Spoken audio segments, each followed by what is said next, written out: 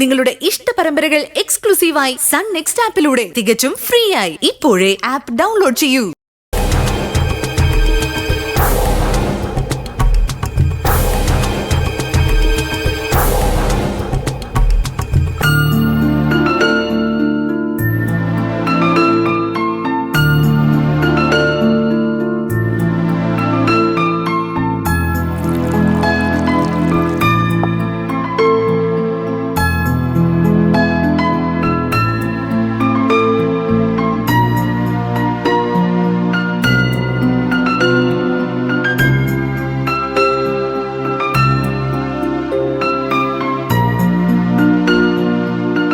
അറിഞ്ഞുകൊണ്ട് ആരോടും ഒരു ദ്രോഹവും നമ്മൾ ചെയ്തിട്ടില്ല. പാവങ്ങൾക്ക് വേണ്ടി പറ്റാവുന്ന സഹായങ്ങളും നമ്മൾ ചെയ്യുന്നുണ്ട്.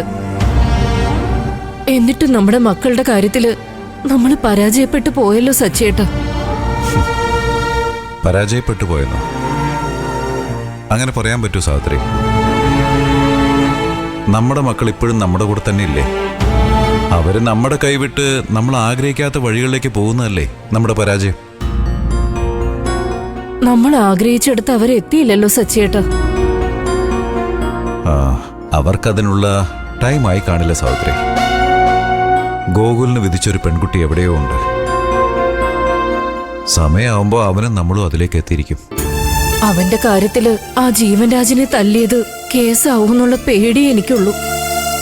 അതിന്റെ പേരില് മഞ്ചാടിയായിട്ടുള്ള ബന്ധം ഇല്ലാതായി പോയത് നന്നായി എന്നാ ഇപ്പൊ എനിക്ക് തോന്നുന്നു. പക്ഷെ ഇന്ദുമോളുടെ കാര്യത്തിൽ അങ്ങനെയല്ലല്ലോ.